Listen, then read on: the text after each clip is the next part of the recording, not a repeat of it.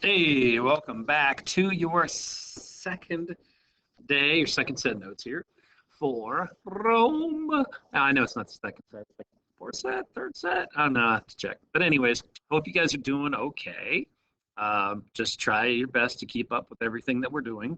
When you do your note sets or when I check in after your class period or during your class period, I expect you guys to work on this and get it done ahead of time. Don't let them stack up. Don't let them wait. I do want them done pretty much the day that I give them to you guys so that you guys don't have to go back and worry about them and do them in your downtime. Just get them done during the day. And they honestly shouldn't take any more than 25 minutes or so. And you're on your merry way. Now, once we get done with the stuff and you've done your notes and turned them in and answer questions, then we're pretty much done. You can always look ahead on your vocabulary and you can always look at do a dumb down. You do the dumb down for the section. I'd say study your map, but I don't think we have any maps anyways. But anyways, so here we go. So the topic for today is the Roman government / dictators. So we're going from the Republic to actually talking about why dictators would come in the first place. Now, if you note down below on the PowerPoint, there is a video. I'm going to attach that as a different link. Don't try and click it now because it doesn't work that way. But you should be able to open up the other YouTube link that I'll put in your classroom, and then you'll watch the first 5 minutes. That's it. Watch the first 5 minutes. Normally, I would put it in the video itself, but the problem is when you turn it on, play it with sound, the sound doesn't come out very well. So anyways, here is your introduction to the Roman dictators. Almost like gladiators. I'm going to try to put my picture here. Not because I want you staring at my face the whole time, but that way I can actually look at it so I'm not looking sideways or looking cross-eyed at it and all this other stuff. So anyways, here we go. And that's as small as I can make it, but I'll move it if we need to. So when I Googled dictator and looked for a Google image, this is what I came up with. Not quite what we're talking about here. I think this is a like 70s band. They did have some awesome hair rocking, and I'm not sure why this guy had his shirt open so much, but I like this guy's big poofy hair. The funny thing is these guys are like now in their 70s and probably regretting wearing the jean vest and everything. But let's talk about Roman dictators nonetheless. So a dictator is a rule of one, usually by force. A rule of one, usually by force. So if we were a dictator in here, that's me. And my force would be what? I don't mean my big muscles. But instead, it would be an army. If there's no army behind somebody as a dictator, wouldn't work. So you can use examples throughout history. A good example would be Adolf Hitler. Wasn't a very big guy, wasn't particularly scary in any fashion. But what did he have behind him? He had loyal supporters and he had an army that would pretty much do whatever he said. So that's the key to dictatorship is a rule by one, usually by force. Now here's where it's different. Because dictators usually rule by force and they take it by force. In the case of the Romans, it's a little bit different because what they would do is they only had dictators at certain times. Normally, it was just the Republic. So it was the consuls, the praetors, the Senate, everything that we talked about in the other set of notes yesterday. But this time around, it's an appointed dictatorship. So what would happen is anytime there was a major emergency in Rome, in the province or whatever you want to call it, Rome was at the time period, then what they did is they got one person who would be in control of everything, all aspects of Rome, because they had one individual single purpose, and that was to get Rome out of that certain circumstance. So in most cases, it was warfare. There were a group of barbarians or invaders coming in, and it helped to have one person in charge of everything. And so think about that. Why would it be good to have only one person making all the decisions at the time period? Dramatic pause. So that way you don't waste a lot of time fighting over what you're going to do. You have one person who's going to make the decision. You don't have to wait forever for people to vote, because the longer you wait, then the longer that emergency is going to continue, especially if it is barbarians attacking. Do you want to wait forever for the barbarians to come knocking at your door, or are you just going to go and do something about it at that time? So you had to pick somebody wisely, and you had to pick somebody quickly. So what would happen is during this time period, the Senate would appoint a dictator, during these dangerous times, and when it was over, the dictator would step down. Now, of course, you always have the danger of the dictator not giving up his force, but that's, I guess, that's the chances he took when you were doing this. But this isn't exactly bad. I don't, you know, foresee too many problems as long as everybody abided by what they're supposed to be doing during this. But not a bad idea. Give everybody, give one guy, one person, all the power so you can save Rome. And that's what they tended to do. So when we think of dictators, we normally instantly think of bad guys who did terrible things. Excuse me. But this is a good example where maybe it wasn't such a bad thing at all. So let's talk about the guy that really makes the example of this. And his was a guy named Cincinnatus. So if you look at his name, does it perhaps look like anything that you might be familiar with? And you would say Cincinnati. What? So yes, this guy named Cincinnatus was not named after the city, though. Let's make sure to clarify that. But this is a picture of Cincinnatus. If you look at him here, hi Cincinnatus, how you doing? He doesn't look like he's got any armor on. Doesn't look like he's got any weapons at all. And that's because they're showing him, you know, with a plow and with some wood and with his axe in his hand, showing that he was a farmer and then becomes this dictator. Now, just a fair point, Cincinnatus did have military experience. He was a retired general, as far as I know, and then went to farming and then comes out of it later. So it's not like they just looked around and said, that guy looks like he could lead an army. It didn't happen that way. So it was a good choice nonetheless. So 460 BC is when this happened. Rome was attacked by an enemy. They're attacked by a barbarian group, and Rome needed a dictator. So they named the Cincinnatus guy as a dictator. He literally was standing out in this field when the people came and asked him if he would become a dictator. So imagine that you were a Roman general, you have retired, you were living your best life on your farm with your wife and your animals and all your buddies, your animal buddies, I don't know.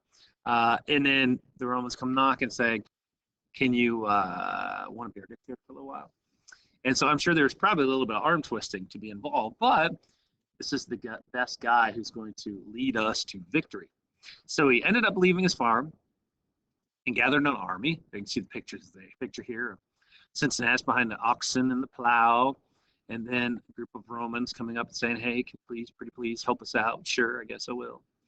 And when he defeats the enemy, he returns home as a farmer. So pretty simple story, but it really carries throughout time, because this is an example of some things that we'll talk about, especially something called civic duty, when you are expected to do things for your country and your government without necessarily getting anything in return. You are supposed to do your due diligence as a citizen. And so he felt like it was his duty to take care of Rome. Since he was the best person for the job, they had him do this, and then he returns to power like he's supposed to. So many people view Cincinnatus as a model of how they have lived themselves. Now, we can use an example of that with, well, first of all, Cincinnati, the city being named after him or in honor of him. Down below, picture there of the Big Red Machine, one of the best baseball teams of all time. Thank you, Cincinnati Reds. But Cincinnati used to be called Losantiville. Losantiville Reds doesn't quite roll off the tongue as well as Cincinnati. But I guess they were looking at renaming the city as it's getting to be quite big. And so they said, you know, let's name it after all of the militiamen who had fought in this area in the Revolutionary War. And so since they served their country and were called to duty and did their job as citizens, let's call it Cincinnati. So if you get out on the Cincinnati River, near where the Cincinnati Stadium is, there's a walking bridge that goes across the river. And there at the base of it is a statue of Cincinnatus. That farmer statue that you saw is there in Cincinnati, or a copy of it, at least. So again, Cincinnatus is a good example of civic duty, citizens helping their own country. For me doing this today, it's important because it's election day. And going out and voting is part of your civic duty to do as you become an adult or age 18. And you don't have to do it, because it's kind of expected that you would do that if that's the least that you could do for your country, as that is a right that is provided to you and was fought for from veterans and other people, that you have these freedoms. So that's the least that you could do. So the example of it that we have in modern times for us is a guy who modeled his life after Cincinnatus, and very fitting because it worked, is a guy named George Washington. You might be familiar with his name, as he's a pretty popular guy in history. And it was very similar to what his story mirrored Cincinnatus, in that he had worked as a general, as a leader. Now, technically, he was on the British side of things. What? Yeah, he was British to begin with, which most of the founding fathers were. And then he retired, became a farmer, and then he went and led the Continental Army against the British, retired, and then they came knocking at his door one last time, and he became president of the United States. So we can use these examples in our history throughout our lives as well, to being those people who step up and help our community, who help our neighbors out, help our school, help our state, country, whatever. That is what is expected. And again, you're not expecting anything in return. You're just doing what you're supposed to do as a citizen. So then we get to the next section. I'll move my smiling face out of the way, called Roman law. Well, now that we have started building things up and things are going well in our country, we need to establish what kind of laws are going to be happening and how that's going to be carried on. So first of all, the U.S. system is based upon the Roman system. So I'm going to say right away that we just flat out copied what the Romans had, because that's absolutely true. And if the shoe fits, if it works, then keep at it, I suppose. So it's based on this concept that's called the 12 tables. 12 tables, 451 BC. Now, it's not like tables like you're talking like a desk or things you put computers on, but instead like tablets, things you could hold in your hand. And quite literally, this is what it looked like. 12 tablets here that had things written down on them that people would follow, would follow, hopefully, not just could. So can you think of anything that numbered in the 10 that people were supposed to follow back at this time period as well? 10 Commandments. So it's very similar to this, in that you have 12 tables that have all of the laws written down on them. Because prior to 451 BC, laws were not written down. So what's the problem with that? What's the problem with not having laws written down? Well, the problem is people won't know. If you commit a crime, your easy argument is, I didn't know. I didn't know it was a law, so I shouldn't get in trouble for breaking it if I didn't know the law. And of course, the justice system goes, no, it doesn't work.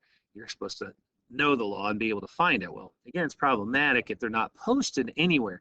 So this is why the 12 tables are important, because they let people know exactly what the laws are, and the fact that they're literally set in stone. And you probably have heard that phrase before. To be set in stone means that it's not ever going to change. Hence, being in stone. So that's what these tablets were. These tables, going back, is they were set in stone. Although I think that's probably like crowns or something. But anyways, they were all written down, because like I said, people wanted laws to be written down or set in stone. Like you see here, I'm not sure exactly what that is, but you put them in a public place. You would have them large enough for people to read. It's not like everybody could have their own stone tablet copy of it and then carry it around in their pocket the whole time. But if it's centralized in your village, then maybe you need to read up on it, and you need to know what your laws are and what your freedoms are. So that's a big thing, because we have that in our Constitution. Now, not Declaration of Independence, totally different thing. That's a breakup letter with England. But the Constitution, that's why we have a lot of access to it, because people should know what your constitutional laws actually are. But to be honest, probably, I would say 85% of the US population has never read the Constitution. But at least you know it's there. And it's very similar to your agenda for school, because that's where your rules are written down. Again, entirely up to you on whether or not you're going to follow it or not. But it also established that all citizens had the right to be treated equally. Keyword there is citizens. It's only the citizens, not anybody else, that doesn't fit that mark. So only citizens had the right to be treated equally.